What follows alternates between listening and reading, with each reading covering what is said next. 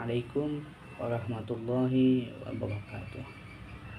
Ahlan wa sahlan, selamat datang di video saya, yang mana pada video kali ini saya akan membahas materi yang keenam, yaitu biografi Syekh Qutb dan kontribusinya dalam bidang tafsir, kemudian latar belakang historis penyusunan kitab tafsir, serta ciri khas, metode, dan cara penafsiran tafsir Pijilal Al-Quran.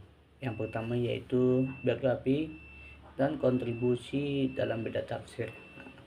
Syekh Qutb memiliki nama asli yaitu Sayyid Qutb Ibrahim Hussein Syadzili, yang lahir pada 9 Oktober 1906 di Musa, Asyut, Mesir Hulu. Beliau berasal dari keluarga yang taat beragama dan berlatar belakang pendidikan yang baik. Sejak kecil, ia sudah akrab dengan Al-Quran dan berhasil menghafal seluruhnya pada usia 10 tahun. Ia menempuh pendidikan dasar di desanya sebelum melanjutkan ke Kairo. Ia belajar di Madrasah Muallimin dan kemudian di Darul Ulum Kairo, dan lulus dengan gelar sarjana sastra serta diploma pendidikan. Syekh Qutb memulai karirnya sebagai pengajar dan kemudian menjadi inspektur di Kementerian Pendidikan Mesir. Pada periode ini, ia dikenal sebagai kritikus sastra, penyair, dan intelektual sekuler. Perjalanan studi ke Amerika Serikat pada tahun 1948 sampai 1950 Masehi menjadi titik balik dalam hidupnya. Ia semakin mengkritik peradaban barat yang dianggapnya materialistik dan tidak bermoral, yang memperkuat keyakinannya bahwa Islam adalah satu-satunya solusi. Sekembalinya dari Amerika Serikat, ia sepenuhnya berhijrah ke pemikiran Islam, bergabung dengan Ikhwanul Muslimin, dan menjadi salah satu ideolog utamanya. Pandangan politik dan sosialnya yang revolusioner, terutama dalam karyanya yakni Ma'alim fi At-Takrib, membuatnya berhadapan dengan rejim Mesir saat itu, yakni Gamal Abdel Nasser. Ia dipenjara 2 kali, dan pada masa penahanannya yang panjang, yang dimana ia juga merevisi dan menyelesaikan sebagian besar karya tafsirnya, pandangannya semakin radikal terhadap kondisi masyarakat yang ia anggap kembali ke jahiliyah. Ia dieksekusi pada 29 Agustus 1966 atas tuduhan makar. Kontribusi utama Syekh Qutb terhadap ilmu tafsir adalah melalui karyanya yang monumental, yaitu Tafsir Pijilal Al-Quran di bawah naungan Al-Quran, pendekatan sastra yang mendalam atau Tafsir Al-Fani. Sebenarnya, Syekh Qutb telah menulis At-Tafsir Al-Fani fil Al-Quran atau gambaran seni dalam Al-Quran yang menekankan aspek estetika dan artistik Al-Quran. Dalam Pijilal, ia menerapkan pemahaman sastra ini untuk menafsirkan ayat-ayat, menonjolkan citra, irama, dan keindahan bahasa Al-Quran yang mampu menggerakkan jiwa. Kontribusinya yang paling signifikan adalah menjadikan tafsir sebagai instrumen pergerakan, atau dakwah dan jihad. Ia menafsirkan ayat-ayat untuk membangkitkan semangat umat Islam agar kembali kepada sistem Islam seutuhnya, menolak sistem-sistem buatan manusia, dan melawan apa yang ia sebut sebagai jahiliyah modern. Ia menafsirkan ayat-ayat dengan sangat kontekstual, menghubungkannya secara langsung dengan masalah-masalah sosial, politik, dan ideologis yang dihadapi umat Islam kontemporer, menjadikan Al-Quran relevan sebagai panduan hidup dan ideologi. Yang kedua, latar belakang historis penyusunan kitab tafsir Pijilal Al-Quran. Penyusunan tafsir Pijilal Al-Quran tidak lepas dari gejolak sejarah dan pribadi Syekh Qutb di Mesir pada pertengahan abad ke-20.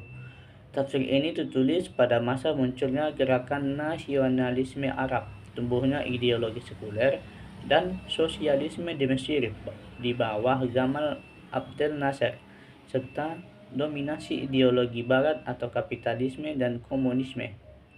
Kutub melihat masyarakat Muslim mengalami krisis identitas dan telah terlepas dari nilai-nilai Islam yang otentik, hidup dalam kondisi jahiliyah modern.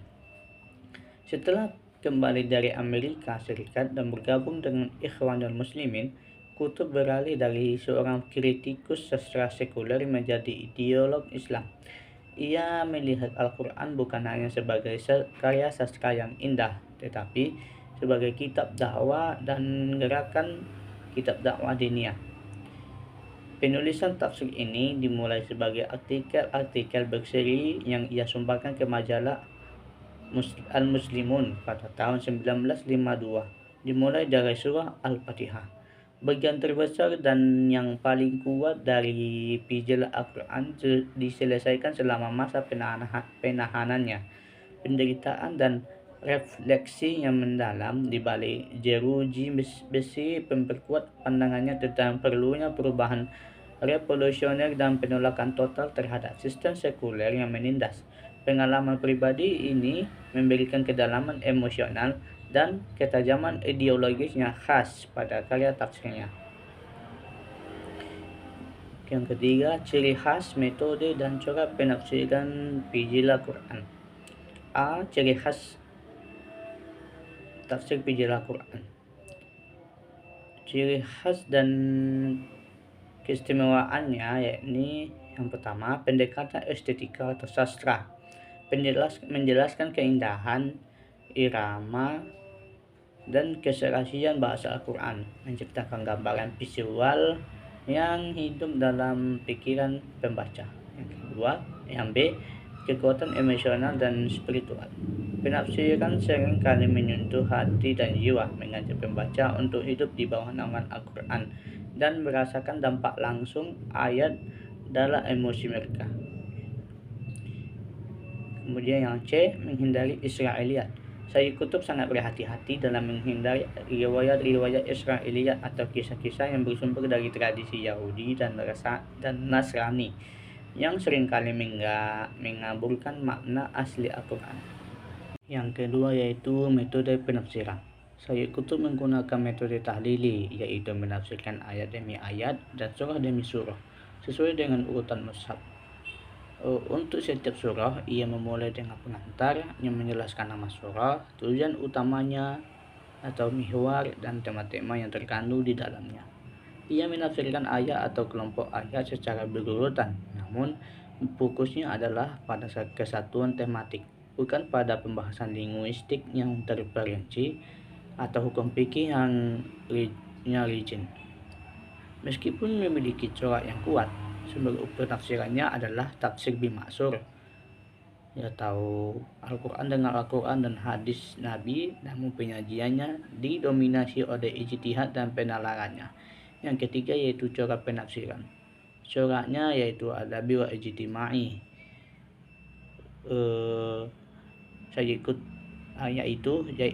Qutb menggunakan keahlian sastranya untuk mengungkapkan keindahan balaghah Al-Quran dan taswir al-fani atau gambaran seni. Ia menghubungkan penunjuk Al-Quran dengan realitas sosial, budaya, dan politik yang terjadi pada zamannya dan memberikan solusi berdasarkan pandangan Islam. Ia menjadikan Al-Quran sebagai pedoman untuk reformasi masyarakat. Demikian video kali ini. Terima kasih. Assalamualaikum warahmatullahi wabarakatuh.